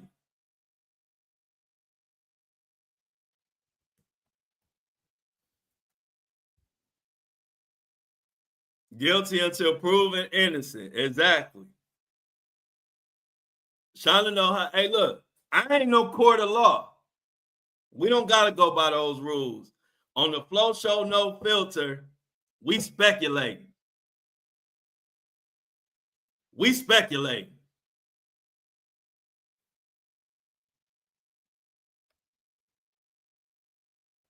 Yep, he could have weighted the body down. Yep, he could have buried her. He could have buried her. Because check this out. That's why he says that she was still in the water. He would rather them looking for her in the water if he buried her. This is all speculation. I don't know. I need more facts to come out for me to really stand 10 toes on what I think really happened. Right now, I'm just giving you theories because it's a lot of information that they ain't gave us yet. I need a little more information. But like I said, his story that he told out of his mouth, I didn't ask him to tell that story. I didn't ask him to tell that story. He chose to tell that story. And I ain't believing it. Look at Amy. Amy, you need to be on the detective team. Amy said he didn't bury her alone.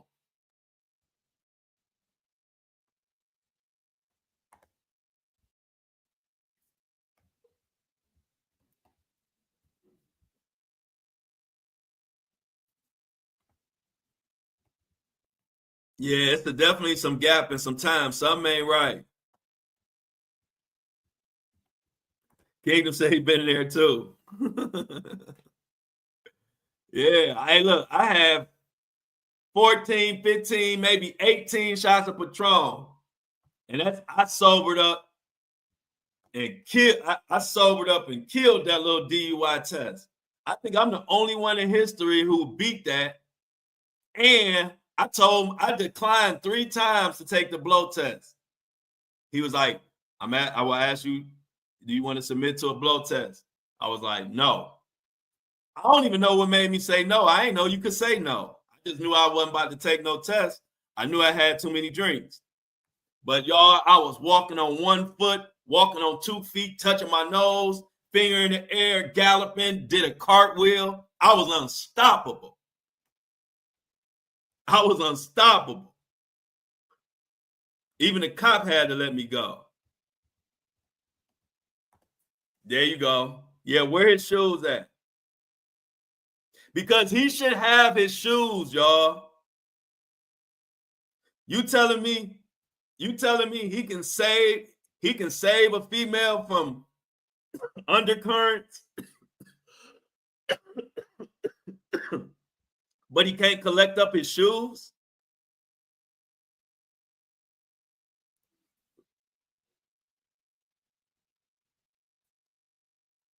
Oh yeah. Hey, C-Tuck said you ain't the only one, Flo. Turn it like 2. Hey, C-Tuck, when they almost got me, when they pulled me over for that DUI, that I end up being able to go, I was in Highland Hills. C-Tuck, tell this chat about Highland Hills. I was in Highland Hills going up, what's that? Harvard? Yeah. I was going.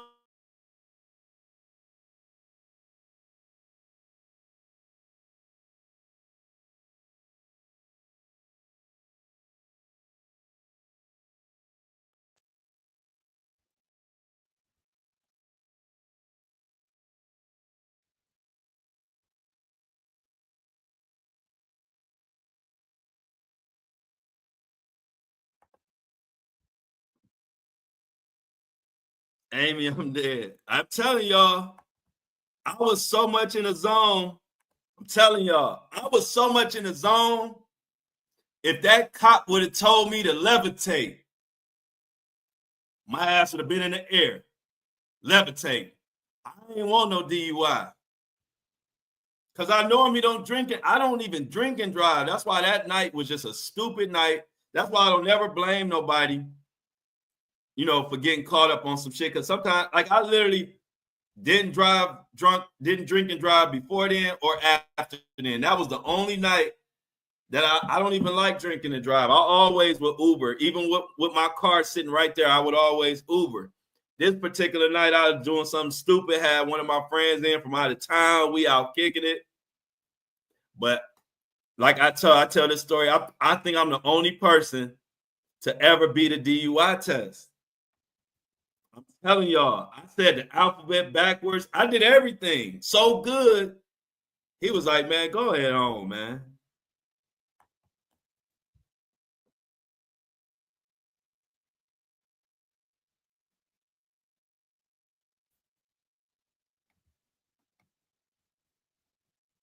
Yeah, I probably was levitating. But hey, look, that's the worst place you ever want to get pulled over. So I don't know how. That's why I say I gotta be one of God's favorites. Because I was supposed to be taken to jail and supposed to have a DUI that night. But thank you. God gave me another chance. God know, like, I don't never do that. Like, he was like, you know what, let me give him this one. And I ain't never did it since that day. I will take an Uber in a minute. Because I don't know how I got out of that shit, y'all. I was in that bitch like.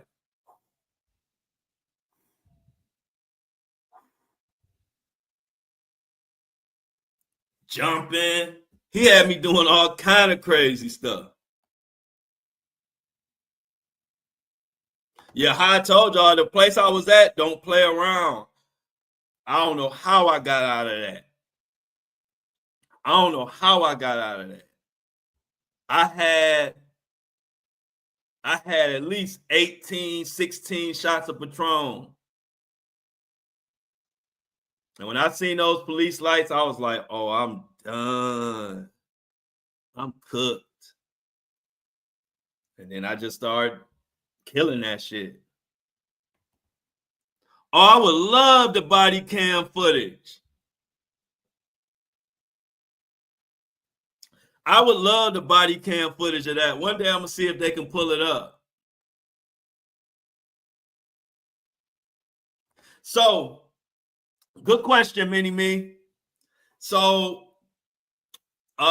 each one is going to be separate, but if one has ruled that he has to withdraw, I'm thinking that he's just going to withdraw. I think Tony Busby is going to just withdraw himself from all of the cases because of the issue of him not being able to practice law in New York, not being licensed. So I think he's going to withdraw himself, but he has other attorneys on it.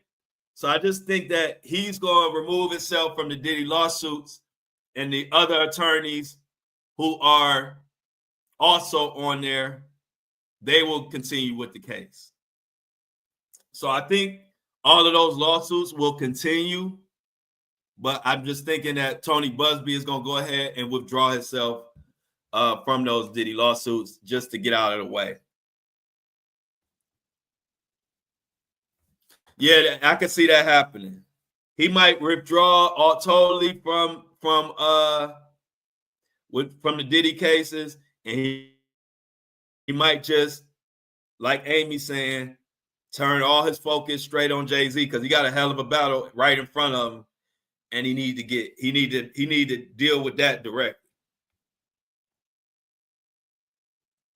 Yeah, I was on that. Hey, look, I would love to get that body cam footage. I wish they could get that footage because I would be proud. Like, I would show it because I killed it, y'all. I don't know what got into me.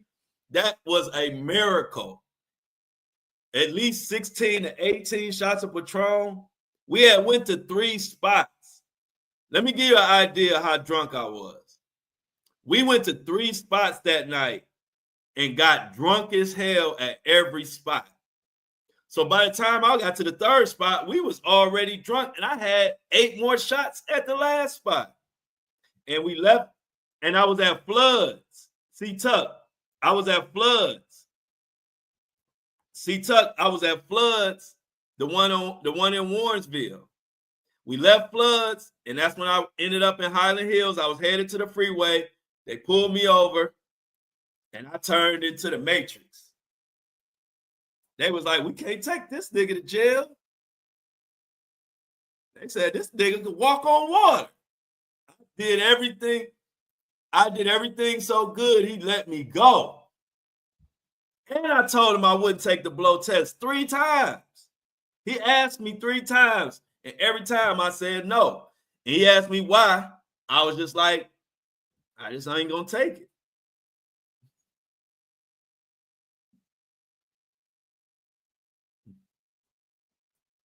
I was doing too much, C-Tuck. That's why I be staying out the way.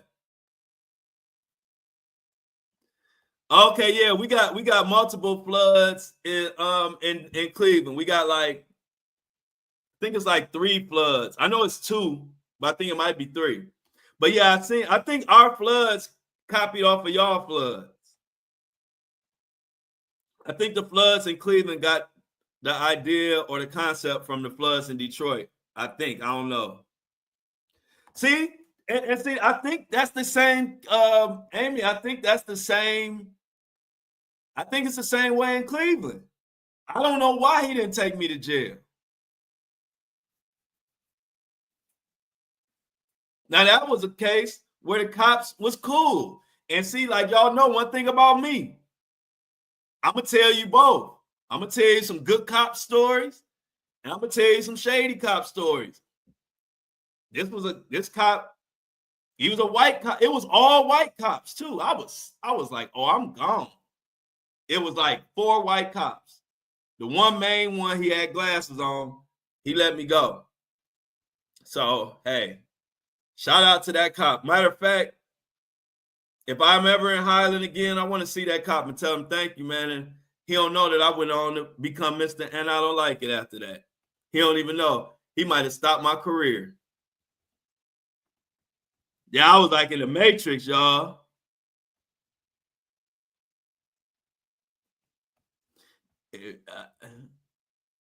Yeah, I passed everything else. I passed the one when he asked me to say the alphabets, all the verbal stuff. I passed that. Then he asked me to get out the car. He had me doing all type of crazy stuff on that line. But I'm athletic too. So, you know, I'm very coordinated. I've always been very coordinated. So, all that stuff on the line, hopping, the one leg, the walking, I was killing that.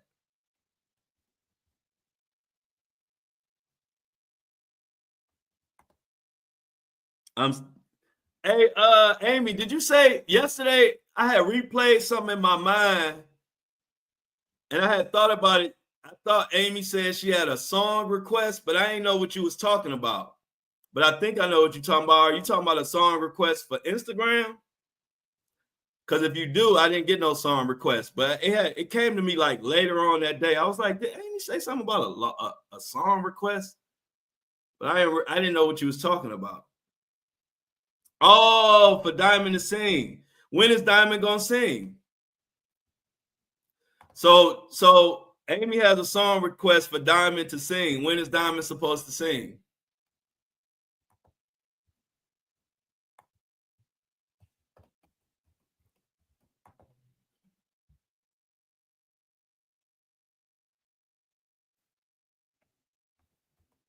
Oh yeah, that's Vegas. Vegas, you can get away with all kind of stuff.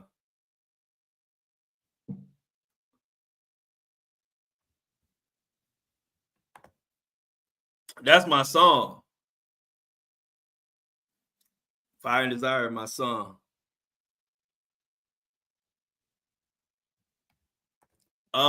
Breaking. Let's do some updates. Let's do some meeting me updates. UMG asked Judge to toss Drake's lawsuit, calls him a sore loser after Kendrick battle, says Drake encouraged the feud.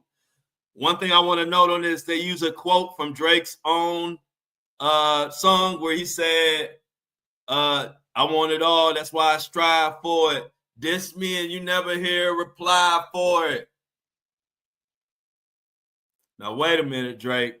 They just use your own lyrics and saying that you just a poor sport because in your own lyrics you say, I want it all, that's why I strive for it. Diss me and you never hear a reply for it.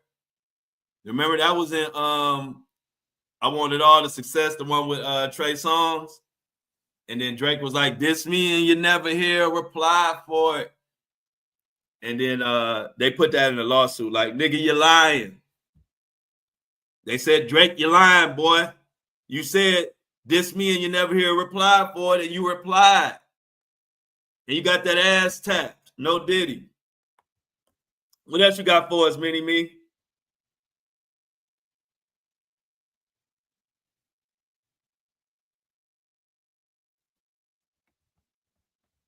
Okay, so I guess she's singing in the next panel. Got you. So yeah, Drake and Hot Water. What else you got for us, Mini-Me? Let's get some more Mini-Me updates before we get out of here.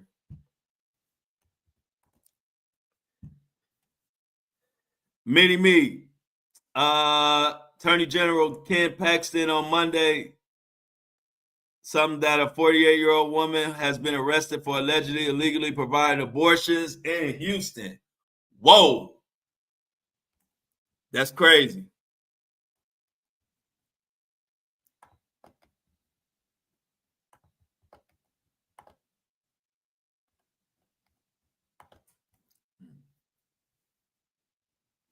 Another update, Mini-Me says PepsiCo said Monday it's acquiring probiotic soda brand Poppy for $1.95 billion. The acquisition gives PepsiCo a fast-growing brand in popular functional beverage category.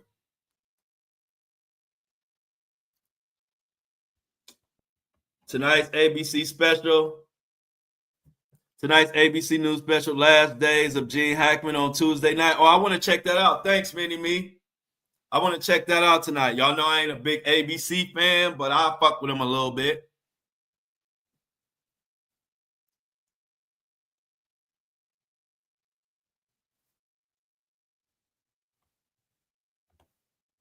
Diamond says she ready to read. Texas measles outbreak rises to at least 259 cases. Be careful out there in Texas.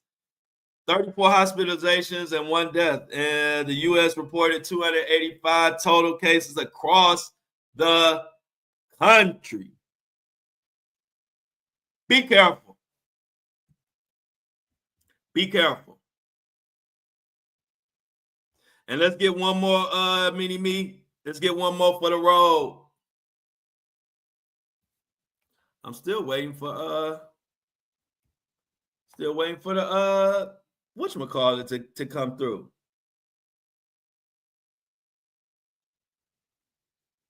Yeah, I saw that. Thanks, Michelle. Michelle got a story. I was kind of letting this story develop because right now it's a lot of he say, she say, but I mean, I believe it's something to it. I was just trying to wait. I was thinking, hoping maybe some will come of it. Like I get some more information today and then I could talk about it in detail. But there is a situation where the diddler is out passing a bug around and they trying to see what the hell is going on. I saw that, Michelle. I was trying to wait for some more info to come in, but I'm watching that one close.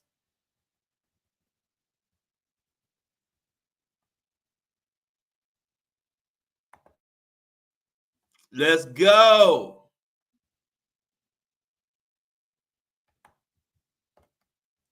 Diamond said she got backstage passes for everybody when she make it, y'all.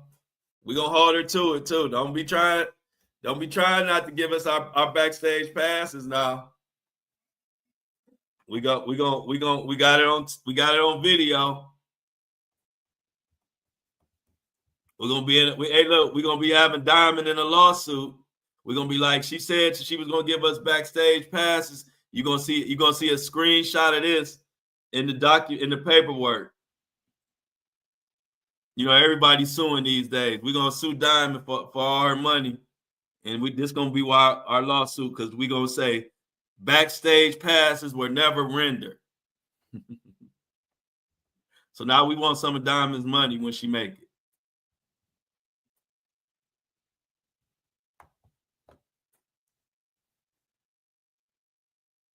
So I'm trying to let this Apple and Spotify get loaded up before we get the hell out of here. It's still processing, so y'all got me for a little bit longer.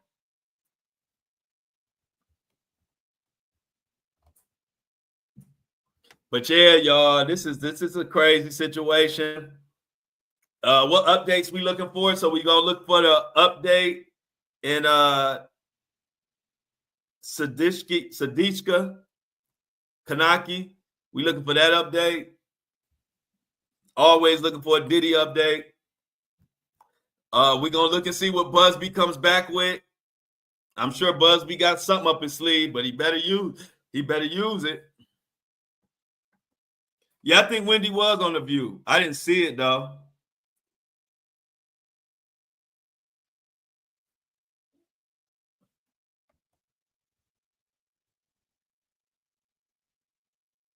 No, I didn't see this, Me. I didn't see Samantha. I didn't see that story.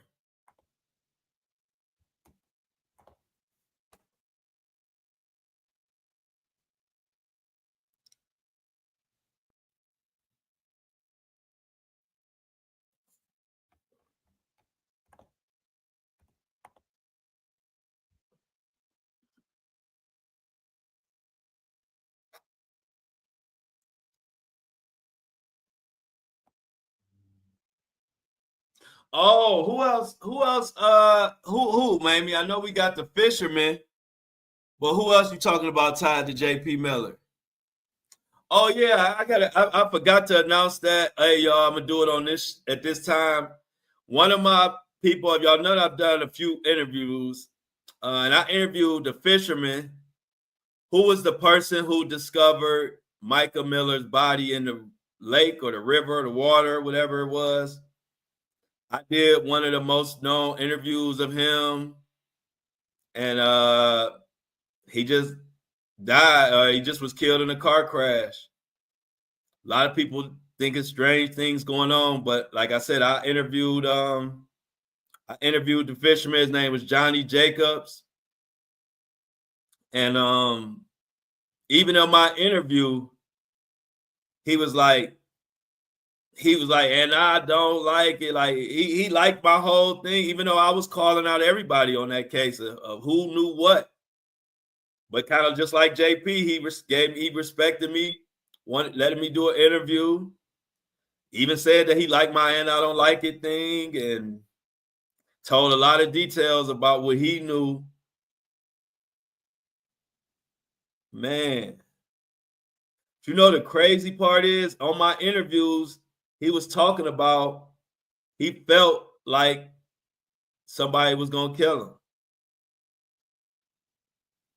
You can listen to my interview. He said on my interview. He said he get strange numbers calling him and all type of stuff.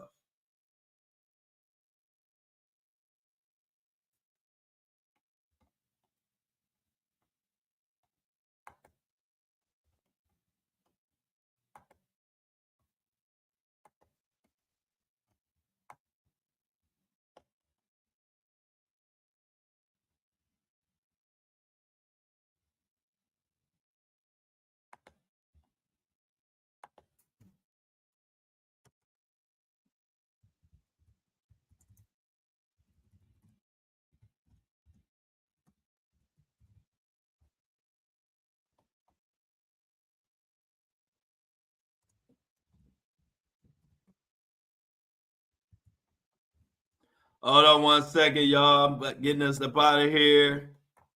Ain't nothing but a gangster party. Getting Apple and Spotify loaded up right now. In 1 second, they will be ready to roll. Episode contains explicit material. Save it. Publish it.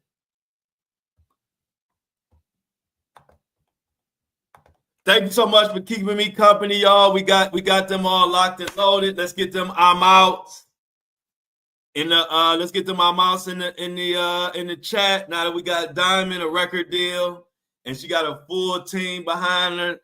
Good luck, Diamond, on your journey. Let's get them outs. Another episode wrapped up.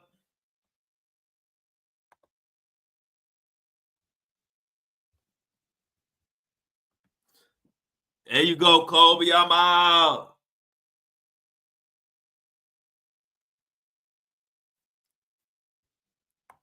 Michelle said, I'm out. Lauren, I'm out. There we go. Make sure y'all like it and share it live. Join me every day, 7:30 a.m. I love y'all. Be safe. Please come back and comment. Like Lauren said, come back and comment. It only be like 1 or 2 comments, but it's all these people coming in. Come back and comment when this live closes. It helps get the show out there. We trying to spread the word. As always, I love y'all. And I'm out.